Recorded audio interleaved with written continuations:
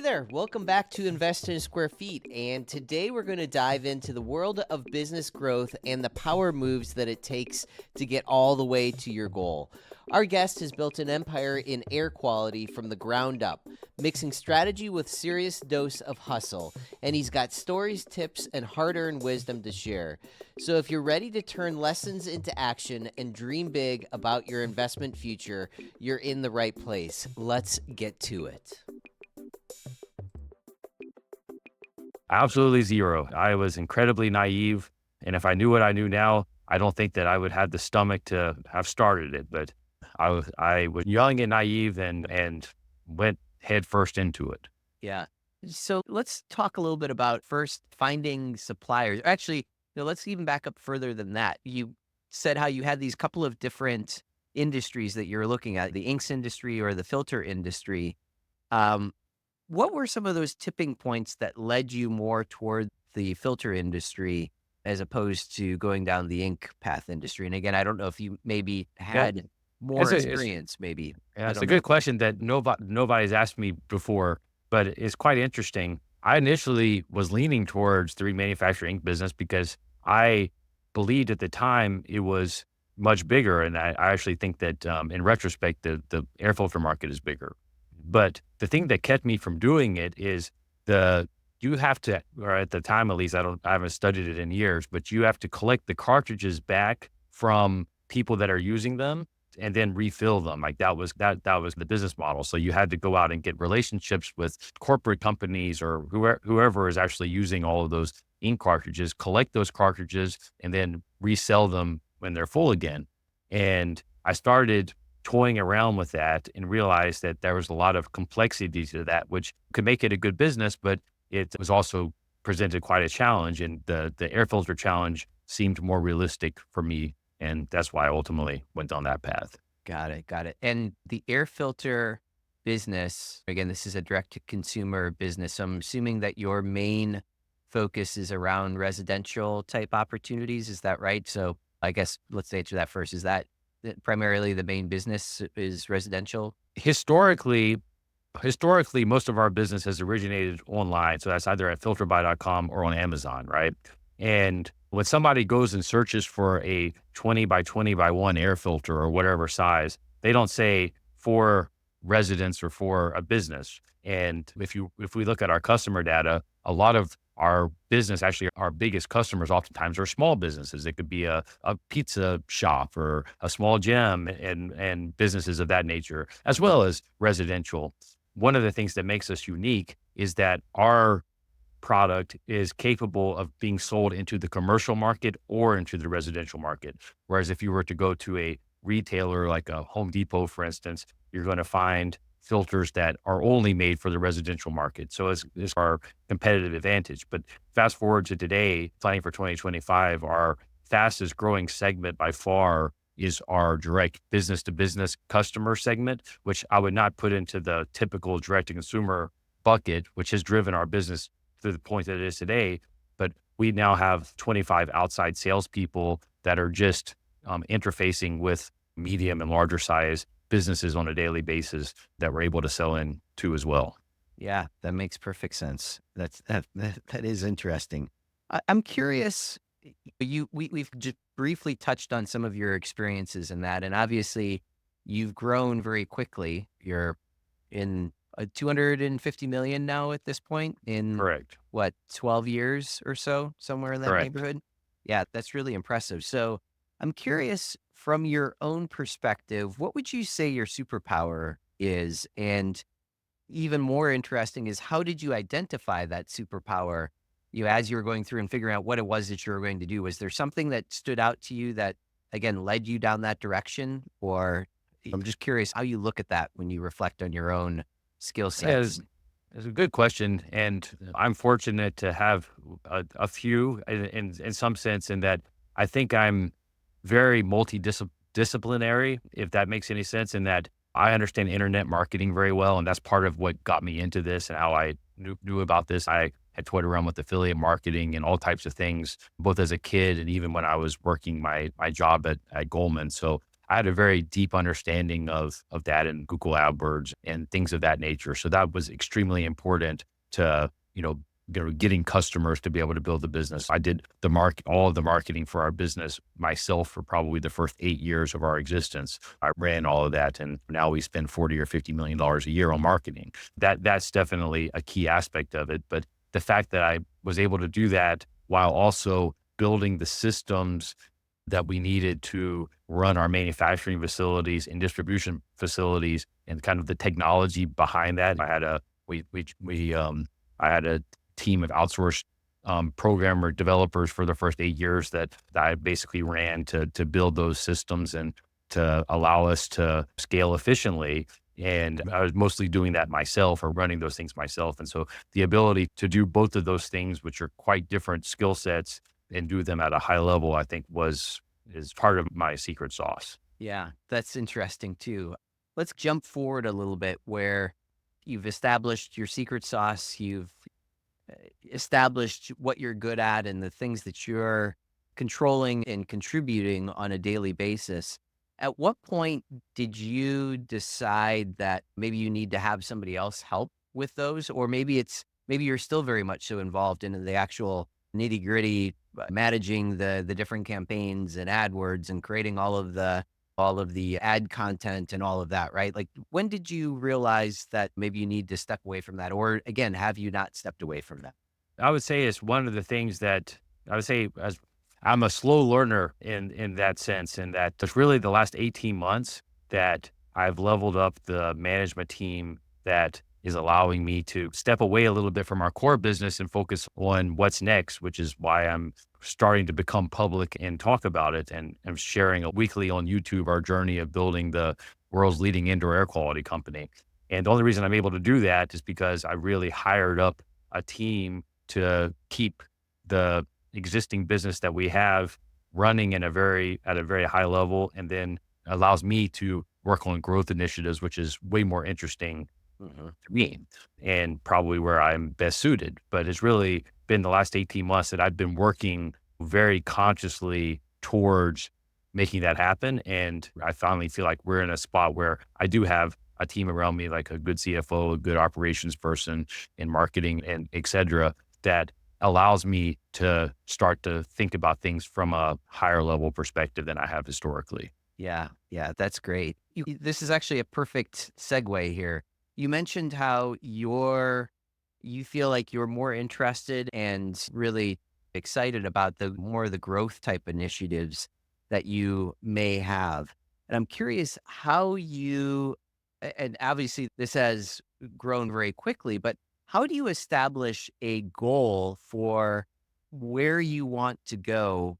But obviously you want a goal to be high enough where you're stretching to achieve those goals, but not so high that you can say, oh, we're never going to be able to do that anyway, right? So I'm always fascinated by how you establish the right type of metrics or things that you're trying to achieve to be able to create the ability for your team to be able to achieve whatever those goals might be. So does that kind of resonate, make sense where Yeah, you're absolutely. I'm deep in planning this for 2025 right now, and we're yeah, actually going to publish our whole process on YouTube. That's part of the promise of this series I've launched. So I'm actually really doing it in a formal way, and we're going to share large aspects of it. For me, like I said before we started taping, it's important to have a long-term focus. You have to know where you're going, and it all starts with that long-term vision, because although you need to have a guiding light to show you, hey, am I in the right direction or not? And for us, it's building the world's leading indoor air quality company. But then you think about, what does that take? And for us, there are really four pillars in the business that are going to allow us to do that. The first is our direct-to-consumer filter business, which we already have established and is already at scale, but we have the ability to add other types of filtration products or air filtration products into that, which we are currently developing and have a roadmap around. Then we have our business to business or our commercial segment, which we spoke about before, where we really been investing in the last couple of years in an outside sales team. And that has the largest growth potential from where we sit today, just because 70% of the market is actually commercial.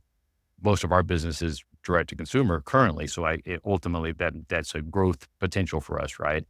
The third is retail. We just a couple of months ago launched in 550 Walmart stores, something I've been working on for a couple of years.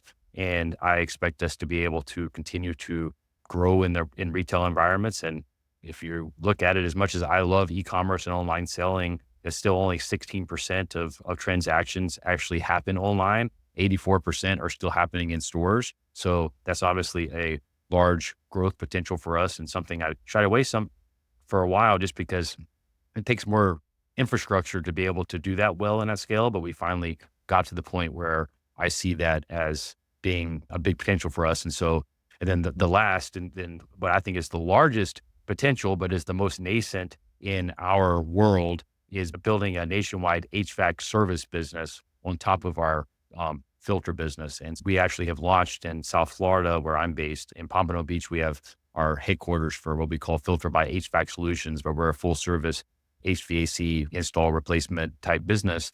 And our intention is to hone the systems that ultimately allow us to scale that nationwide. But then to answer your question on a micro level, those are our big goals, or those are the pillars that I see I have to be able to implement to get towards my bigger vision, which I've already set. But then I then reverse engineer, like, okay, well, what is realistic in the next 1, 2, 3 years, and having a roadmap for that. And what I've done doing differently now than I've ever done before is I have somebody who is responsible for each of those pillars, right? So there's one person who's responsible for building the infrastructure, building the teams, and hitting certain numbers. And so like right now we're in planning, meeting with each of those people and discussing what is realistic, what is in our roadmap, what is the investment for this going to take, what are the revenue expectations we can have for this. And we're really doing that in a formal way for the first time ever this year.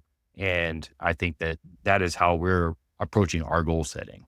Yeah, that's really interesting. And now that you have all of these different people in the various different segments and industries helping you with setting all of that, obviously it makes it a hell of a lot more easy. And I'm curious, from your perspective, actually, I guess maybe it's depending on what pillar they're helping with the various different businesses.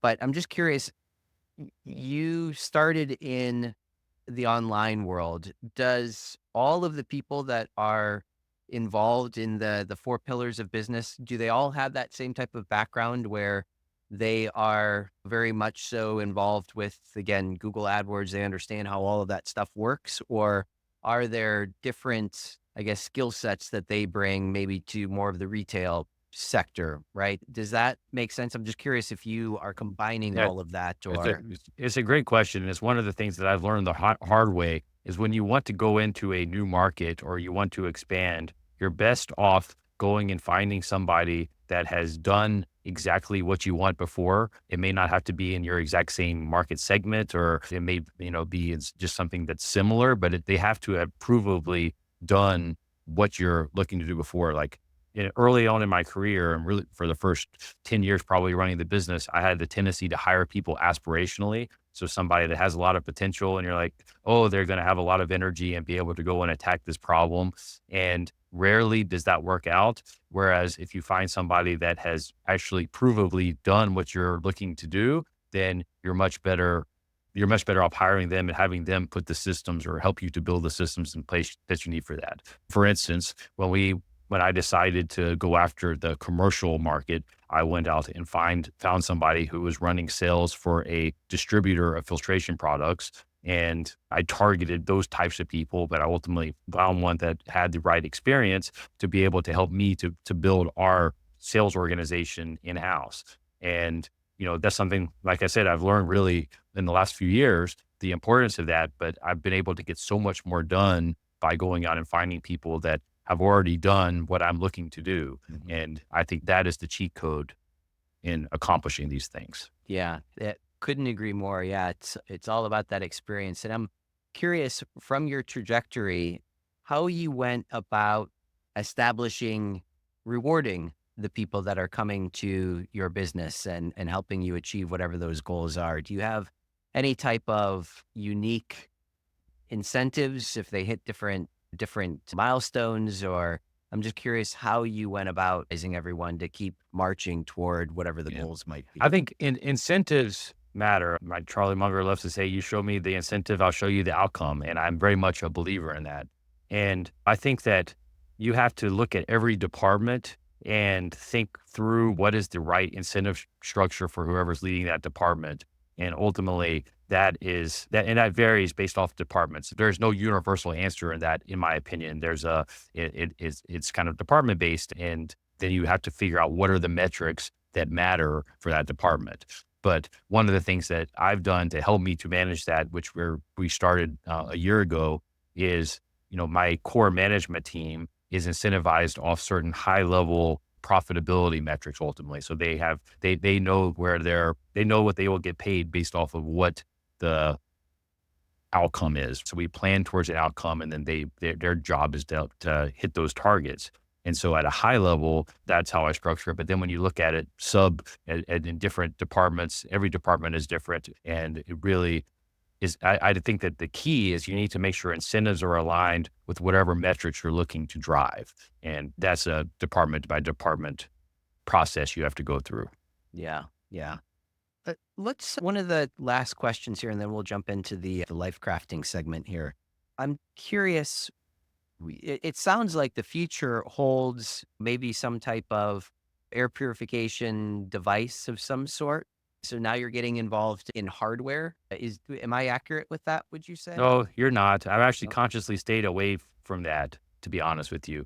I could talk way more than your listeners would like to hear probably about the air purifier market. Yeah. We're really focused on filtration specifically, and sometimes they go in air purifier devices, for instance, like we are rolling out air purifier filters, but we're not actually going into the device manufacturing. We're simply manufacturing high-end replacement filters for various devices Got in it. that segment. Yeah. Got it. Okay. So it's still the same type of backbone where, again, it's different filtration products and all of that you're building into various different applications. Correct. I guess air purifier filters, cabin air filters are the big segments that we're targeting. That we're launching early next year in both of those segments. And cabin air filters, meaning cars For too? cars, yeah, Oh, wow. correct. For cars.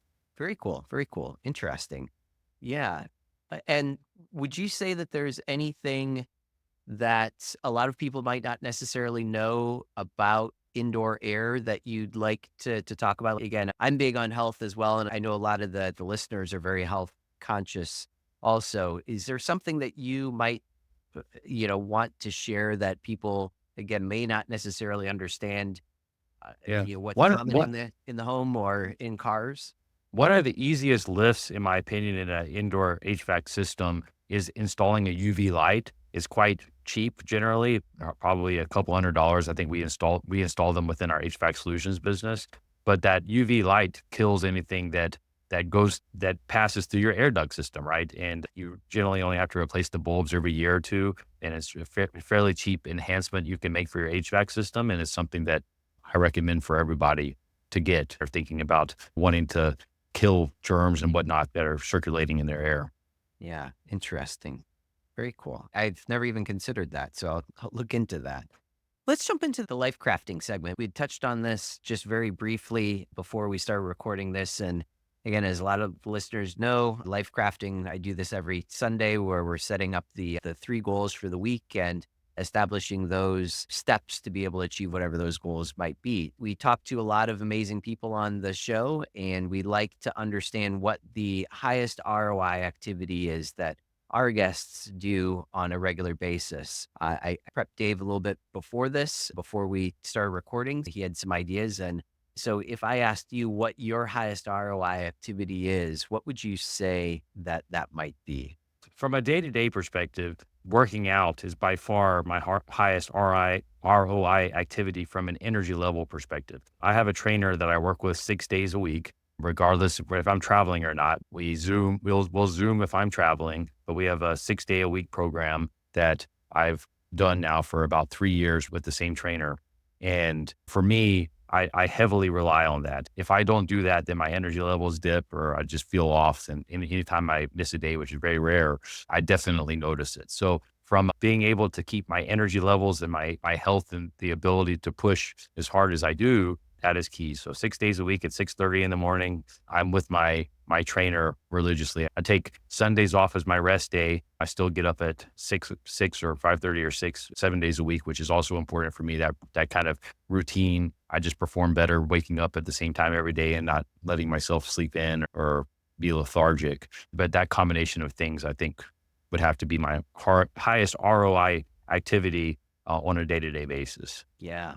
And what about your eating schedule or your eating habits? Do you have any things that you've come across recently that you really are enjoying, would you say? I eat a very boring diet, very high protein diet. We have somebody that meal preps for us every week, and that is very important for me because I do not enjoy cooking or cleaning and those types of things. Having that has been very helpful for us in the last few years. But it's really, I eat pretty boring, consistent stuff. I generally eat the same breakfast, which is just a protein shake for me, and a lunch, which is oftentimes a salad with a lot of chicken. I basically eat the same stuff every day when I'm in the office. And if I'm traveling, I try to have things in those spectrums. And then at dinner, we have a little more variation, but it's generally just protein and some vegetables and a little starch. So nothing too exciting, but I find that works better for me.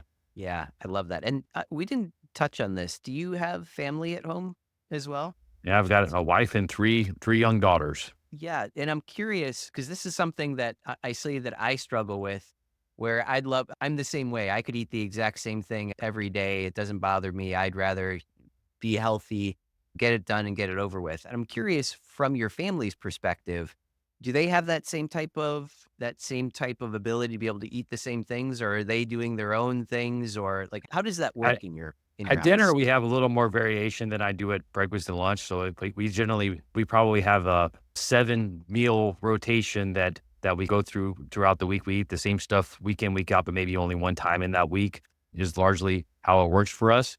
But we're never going to make all of my children happy. So some of them, they all have their favorites and things that they will not eat. And they're still young enough that we will give them an alternative most nights because they're all under the age of 10. But it's hit or miss. So we're never going to make them all happy. So my wife and I are happy eating consistently. She and I have the same type of a diet. And then the kids, it just depends on the day whose favorite is what. But we try to present them with things that we give them some agency in what we choose, but we're never going to make all three of them happy. So we have to adjust for that for them some nights. Yeah, yeah. No, I completely understand and was hoping that maybe there might be some secret that you've learned where everybody gets on that same No, bandwagon. no, unfortunately, no. And I think that we all, or at least in our case, we start off saying, oh, we're going to have zero processed foods for our kids and just feed them perfectly. And the reality is that now we have 3, we do not deliver on that promise as much as I would like. I think on the scale, we're very good about limiting that stuff, but we're not perfect. And I think that's okay. That's just reality. Yeah, yeah. If people want to learn more about you, your products, or any other thing that you might be up to, what would be the best way to reach out and get in touch, would you say? I'm David Filterby on all platforms. On YouTube, 2 weeks ago, I launched a series that I intend to publish every Friday forevermore, but it's documenting my journey of building the world's leading indoor air quality company. And I put that goal out there, which I think having a big vision and a big goal is extremely important because as I said earlier, you have to have a guiding light, know what you're moving towards. And I want everybody to hold me accountable to hitting that. I'm going to share as much as possible and be as transparent as possible about our business and our journey. And I'm David Filterby on every platform. I love that. I love that goal. And I want to touch on this real quick too. When you're going through, you've established this process where you want to be able to publish every week, every Friday to give these updates. As you're going through the week and going through whatever the week might bring, whatever whirlwind might be happening, are you making notes along the way to say, okay, I'm going to include this thing in my update? Or what does that vision look like for you to be able to make sure that you're being transparent and you're providing value, still providing entertainment? I'm just curious what that all looks like for you. Yeah, it's a very tricky thing. And I've learned a lot in the last couple of months as we're doing it. But our goal is to every single week, I have a focus that I'm working towards generally. Like next week, for instance, is sales for me. I'm going out and meeting my whole sales team, and we have a sales meeting. And so going into that, I know the type of content we're going to want to film or we're going to want to get. And then I do my best to wrap up every episode with a lesson learned or where I have gone wrong in the past and whatever it is that I'm operating that week. And so for the rest of the year, you're going to see me doing planning with my team for each of these 4 pillars we talked about and the metrics that it's going to take to get there. So we're going to film that process because that's what my weeks are about right now, is going through that planning process. And then at the end of the year, we intend to then show high level goals that came from all these meetings that you see from me. But while I do get pulled multiple directions every single week, my intention is to have the series focus on one aspect of the business every week with a lesson learned from that week or from my experience in in operating that part of the business. So I have a roadmap based off of my travel schedule and based off of my work schedule of what we're going to be focusing on each week between now and the end of the year. And then we'll extend that out as we go into next year. Yeah. Yeah. That's really good advice. And I think that I love the use of modern technology. Again, coming back to your roots, you obviously understand marketing and how you can use that, but being able to provide this transparency, but then also having that forethought with only focusing on specific things. So that way, or focusing in on specific, I guess, items that are being projected in the future. I think that's really smart.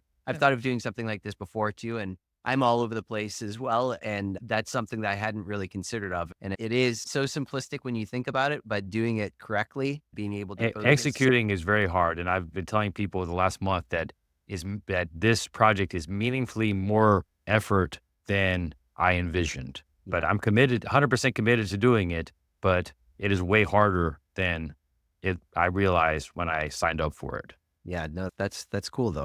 I really respect that. And I'm sure there's going to be a lot of people that are going to learn a lot of things from you as well too. So that's what it's all about. I hope so. That's my goal, but I'm doing it for my personal accountability because I've got a big vision and I put it out to the world now. So I've got to deliver on that vision. That's how I view it. But at the same time, I do think that people should see this as just as an example of what's possible and as an example of how to think through problems and how to structure teams and whatnot.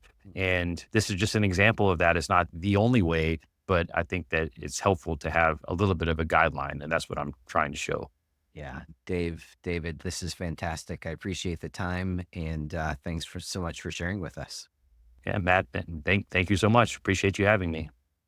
All right, so that is it for today. Today's chat showed us just how much ambition and grit it takes to build a vision worth chasing, and why there's no substitute for a clear goal and a killer team. If this episode inspired you to start investing in your own future, don't hesitate to reach out. Remember, here at Invest in SqFt, we're all about real deals and real impact. Until next time, keep pushing those limits and stay tuned for more insights to fuel your journey. We're going to see you soon.